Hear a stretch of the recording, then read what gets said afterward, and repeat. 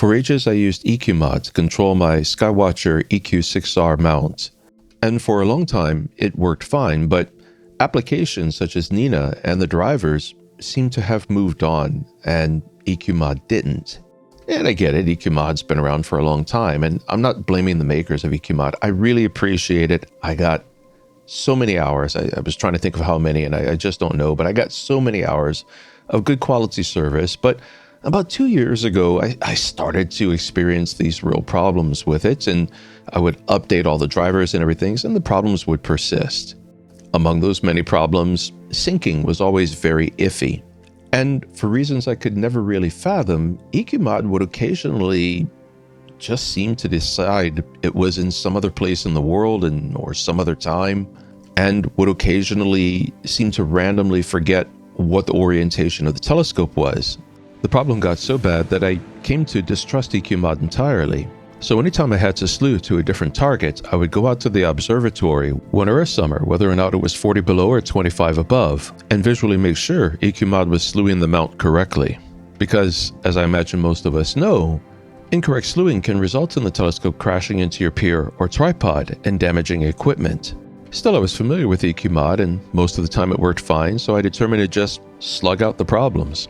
But then came a beautiful, crystal clear moonless night of superb seeing about a year ago, and I was wanting to shoot the Casper the Friendly Ghost Nebula. It was a great opportunity, and it's really only well positioned during winter, so I had a limited time to do this.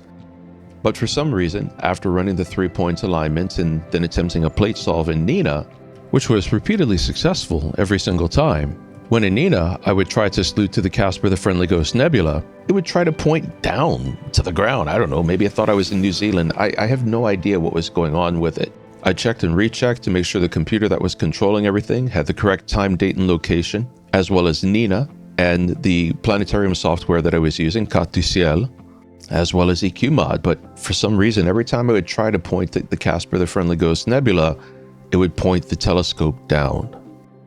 I had no idea what was going on with EQMod.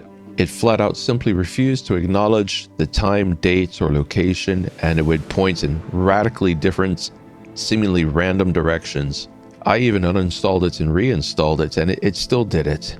And I was wasting precious nighttime hours trying to sort through it. So I decided it was time to explore an alternative. Friends had advised me for ages to try out an alternative mount controlling application called the Green Swamp Server. And since at this point I was about to tear my hair out, I figured I might as well. I was worried about time lost setting it up and learning how to use it, but that turned out to be not a problem. It installed quickly, smoothly, easily, and the setup took about 5 minutes. I just went to the website, greenswamp.org, and downloaded it, installed it, and went to the Equipment Telescope section of Nina, and selected the Green Swamp Server from the drop-down menu. It appears as ASCOM GS Sky Telescope, and in the application, I entered my COM ports and baud rate, my exact location, and a couple options I knew from experience that I would prefer, and got to imaging the Casper the Friendly Ghost Nebula. And I've now been using it for about a year, and it continues to work perfectly. So I want to take a moment to share with you why I think if you're still using EQMod, you should give some real thought to switching over to the Green Swamp Server. As far as I am concerned, it is the best thing since sliced bread for controlling Skywatcher mounts. I don't know if it can be used to control mounts from other manufacturers, but for Skywatcher mounts, in particular the EQ6R that I am using, it is absolutely a dream come true.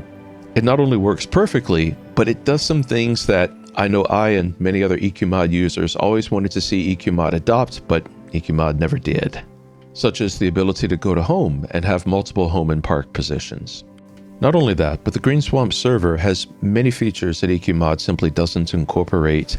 One of the best of which, I think, is its ability to show you exactly what direction your telescope is pointing. This is the main control area of EQMod. Most likely, unless you have unusual needs, 99% of anything that you do is going to be done here. Top left, you can see the panel indicating your right ascension and declination, and you have options to copy those coordinates for your records. Use Green Swamp's go-to feature, which was more useful in the old days. These days it's less useful, especially if you're using a control application such as Nina, where you can simply plate solve and then tell Nina to point at anything in the sky that you want. And you can also sync and import coordinates at will. I'm going to assume most of you already know what these things do. I'm just going to cover the key features here. This is not a comprehensive exploration of the Green Swamp server. My goal here is just to introduce you to it, clarify why it's a great alternative to the old EQ mod, and give you the basics on how to set it up. Just below the right ascension declination panel, we have the control panel. You can expand this panel out into a separate window if you want so that you can always see it and access it.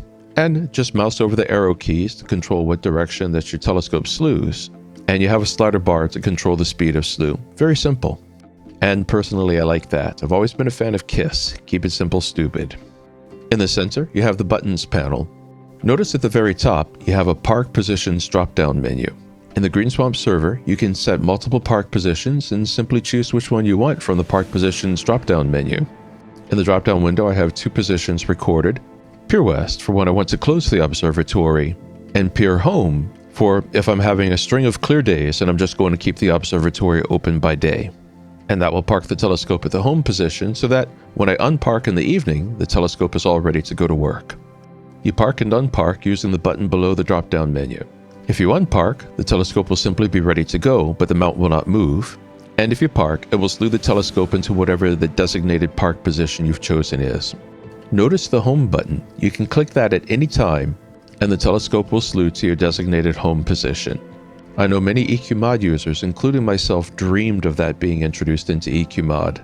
It is just so wonderfully handy. When I open up the observatory, my telescope will be parked on its side with the telescope in the Pier West position. All I have to do is unpark and hit the home button, and the telescope will orient to point straight at Polaris, where I can do a 3-point alignment with Nina and then get to imaging within just a couple minutes.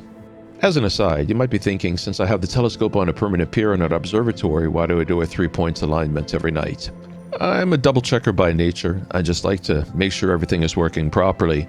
And I've had unusual incidents that people shooting astrophotography from cities may not have to deal with. Like one night a few months back, a great horned owl landed on the telescope and knock the alignments off a little bit. So I find it's always good practice next night before I get going, just to do a 3-point alignment. I probably don't have to change anything. It might be, I don't know, once every 2 or 3 months I have to make a small adjustment to the alignment, but I just find it to be good practice to make sure well in advance that everything is ready to go. So I like to double and triple check everything, make sure that everything is running smoothly and properly as soon as there are enough stars to begin doing so I don't waste a moment of imaging time. Moving on down, you can hit the stop button at any time to stop slewing. Green Swamp isn't perfect, and sometimes it might get a little confused, so if you notice your slewing is going in a direction where you don't want it to, just hit the stop button and all slewing ceases. Hit the tracking button to turn tracking on and off, and if you hit the vertical ellipsis just beside it, you can select between sidereal tracking, lunar tracking, and other tracking modes. The Flip SOP button is an interesting option. Clicking it will cause the mount to flip to the opposite side of the pier. I've never used that feature before. I've just never needed it. Nina is very good at conducting its meridian flips. But as I understand it, it's a way to effectively force a meridian flip. My guess is where it would come in handy would be a situation like this. Let's say that you pick a target and you orient your telescope toward it, but you realize the target's going to need a meridian flip, say in 20 or 30 minutes, and you'd rather not waste that many minutes in having the telescope do its meridian flip, plate solve and find its position again, and everything else that goes with a meridian flip. So you could temporarily turn off your application like Nina, go ahead and hit the Flip SOP button, have it conduct the flip, then go ahead and begin the rest of your guiding and imaging sequence. Now, like I said, I've never used that feature before and I cannot find good documentation on it, so I could be wrong. If you know of other good uses for the Flip SOP button, please let me know. The Scheduler button is something that allows you to schedule when the Green Swamp server will park. It's also a feature I've never used because I can do that in my sequence in Nina. In the area bottom left, you can choose whether or not you want Green Swamp server to apply its own PPEC model.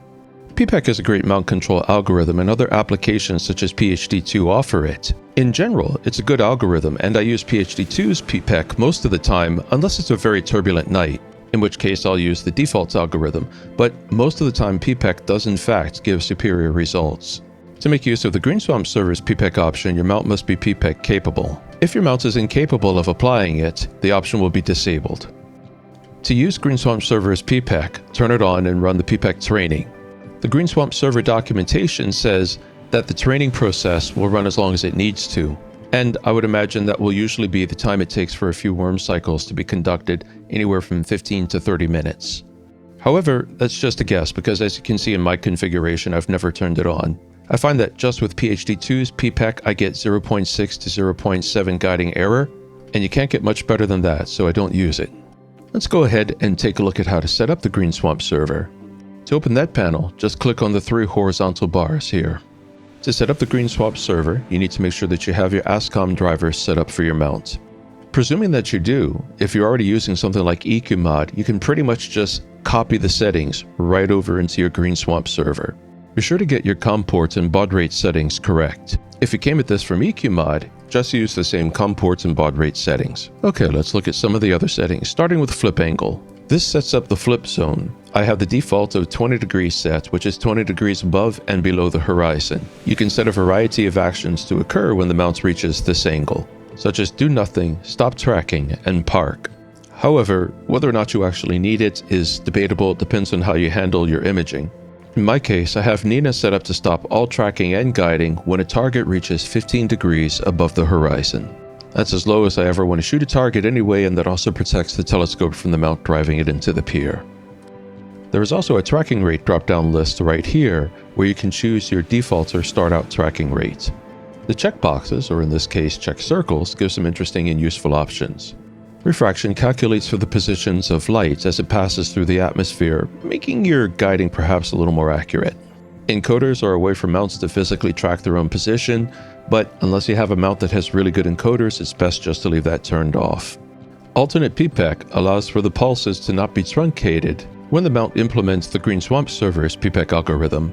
According to the GreenSwamp server's documentation, I probably should just turn this off. But like I said earlier, if the seeing and turbulence are good, then I already know that my mount guides really well.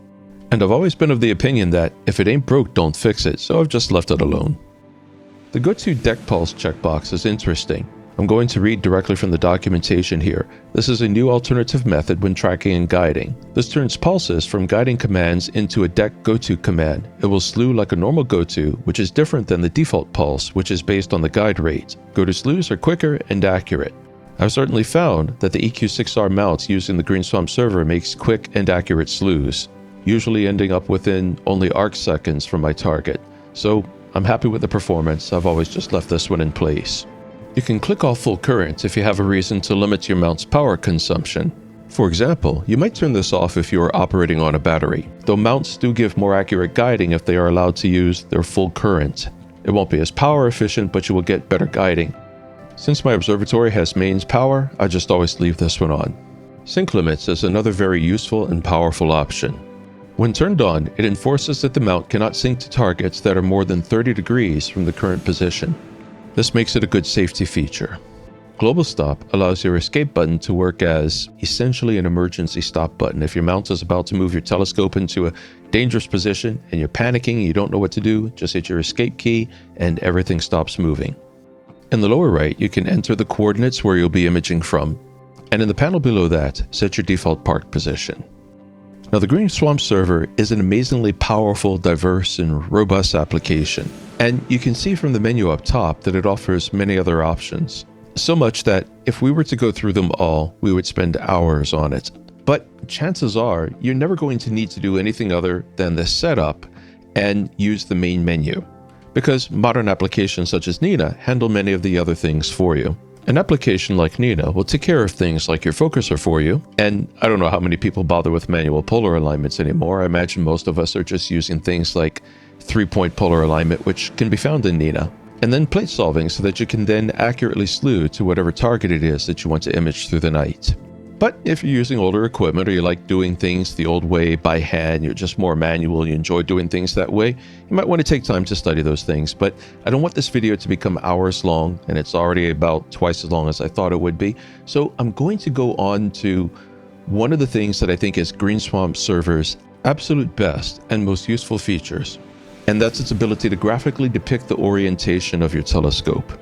This allows you to keep an eye on things, so to speak, and become aware if your telescope might be getting into a position that you would consider potentially damaging to the equipment. So that tool is the 3D model. It presents your telescope as if it were set on a pier, and shows a virtual telescope. Looks to be an SCT from the model. Way to go, Green Swamp. You guys know what a good telescope looks like. Just kidding, there's lots of good scopes out there, but it shows you a telescope model as well as the weights on the other side. And you don't have to go into the 3D window to see this. You can just check the 3D model option here so it shows up on the main page. In fact, this whole time we've been looking at it in the main page. You can left-click and drag the model to turn the orientation of the telescope around, showing you what it might look like from other directions.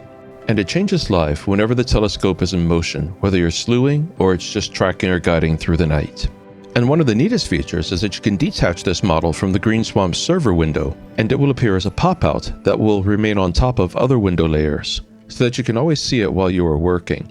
I like to pop it out and set it over the Nina histogram as I'm working, so that I can at any time just check and make sure the telescope is at a safe angle.